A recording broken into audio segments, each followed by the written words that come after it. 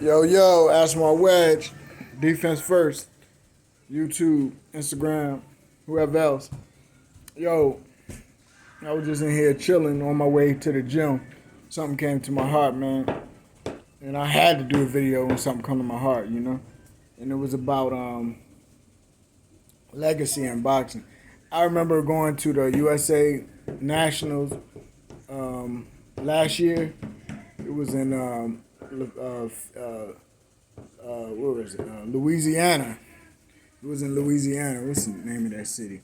We was in Louisiana. We were supposed to go again this year, but I went last year for USA Boxing, silver gloves. The silver coaches class. Very good class. Very good class. A must see. It wasn't so much that you learn something new, but it reiterates what you already know. If you truly know boxing, and it, adds a little more to it. It's like getting a degree, when you already been studying for years with your grandfather, Then you finally go and get it qualified.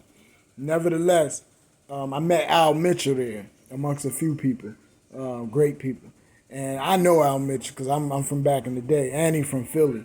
And I was reading a post on him just today, and I was thinking, I remember when I saw Mitchell, and I was so surprised how approachable he was and how, forgotten he is. Like, the young people don't even know him, don't even understand his legacy and what he did. And even me, I was young and I didn't know. I remember that was 1 year before the De La Hoya amateur era. So, I came up with De La Hoya. Floyd Mayweather came after us. And before us was, a host of people that I can't even remember. But, being from Philly at that time in the early 90s, late 80s, it was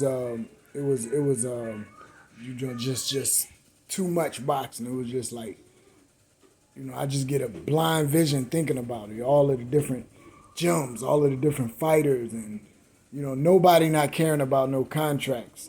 Nobody caring about nothing. It was just, just fighting to live, fighting for what, to survive.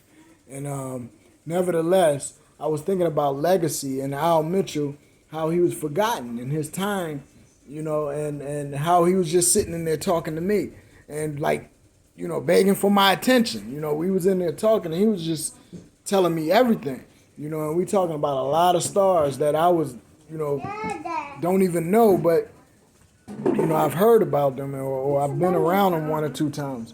But he verified their greatness or whether they have weaknesses. He verified it right there for me, little old me.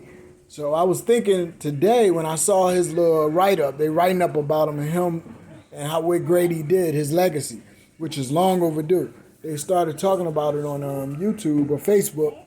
And I was thinking man, I should have did an interview on him, man. That would have been nice to have on my channel, But I wasn't even thinking it like that. I was just it was just so great to be at the USA Boxing.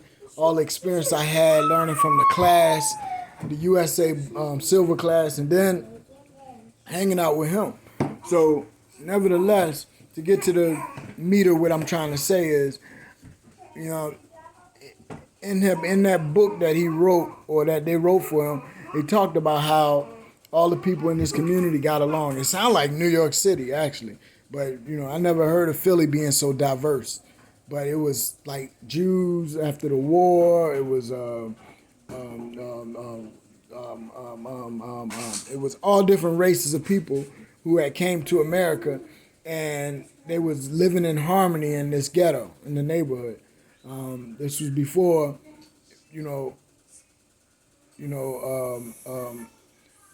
there was any real freedom or understanding of freedom for African Americans, financial freedom, and we just fit in where we fit in. And back then, it would be real good to fit into a place where other people was kind of discriminated. Maybe not on the financial, but they were discriminated in other ways.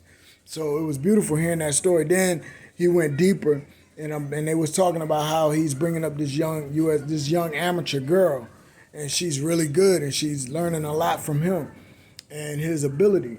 And I was thinking to myself, like, dang, man, I should have did a video on him because his legacy just might blow up. People might realize how great of a legacy he has.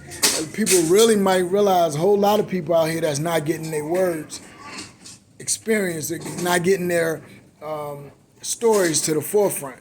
Whole lot of people, because these young people are on the new era, and rightfully is theirs. But Floyd Mayweather, to me, is still the best at this game because he's a fallback of the old guys. But when you look at story-wise, you gotta respect Joe Louis and Sugar Ray Robinson's history. They may have not been the best technicians and the best whatever they did, but they had the best legacy, no doubt about it. Joe Louis was unbelievable. His legacy was unbelievable. Unbelievable. Lovable dude who made a lot of amateur mistakes in life, but was undeniable in the ring as a big man killer. Then you had Joe Louis, who was just another lovable dude who made amateur mistakes in the street, who abused themselves. The average story of every 8 out of 10 superstars, Black history, they made amateur mistakes in life and moral mistakes in life and ruined their life, but at the same time, their legacy sports-wise was undeniable, or educational, whatever their legacy was. But anyway, back to Joe Louis and Sugar Ray Robinson. Everybody was in love with him. There's no young African-American kid or even any young boxer, black, white, who didn't love Joe Louis or Sugar Ray Robinson. This was even before Muhammad Ali was loved, like he is now.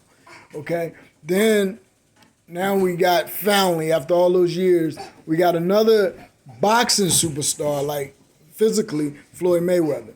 But he tend to not reach the status of the love part. We don't love him. Well, I say we. I got love for the young man, but we don't love him in general like we love Joe Louis.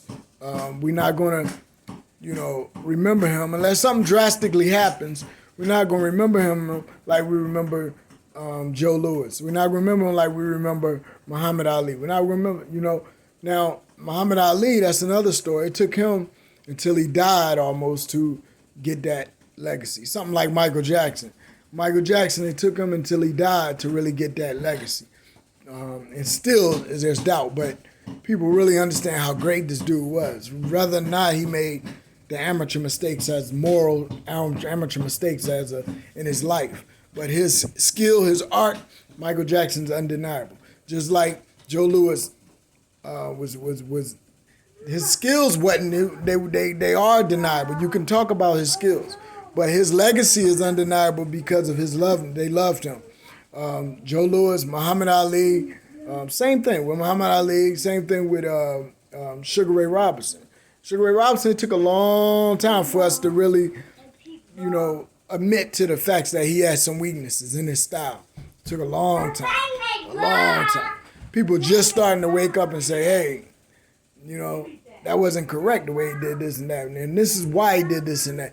Even though he was a beast at what he did. But his legacy and his love status is still remaining. Who else? Floyd Mayweather. He's the opposite. He got the skill that's undeniable, and you'll never be able to deny his legacy and all the things he did in boxing. Even though it's early, he didn't die yet. May God be with him and guide him. But his legacy, as he's living, is a living legend. And I don't know if anybody ever had that. I don't know if Joe Louis, I don't think so. I wasn't around them times, but I don't think Joe Louis was loved as much as he loved when he died.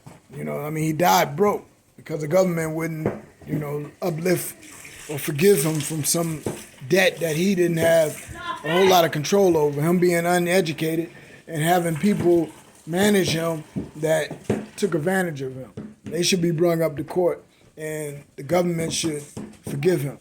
I don't know if they ever forgave him about that. But anyway, I think they heard Jack Johnson. They tried to forgive him. I don't know. But they should forgive all those greats, man, because, but let's not get into that. But y'all hear what I'm trying to say, man. That was on my heart. I just wanted to share that. Peace. Much love. Subscribe. Defense first. Support my young boys. We coming up. And I'm going to give it all to them, inshallah.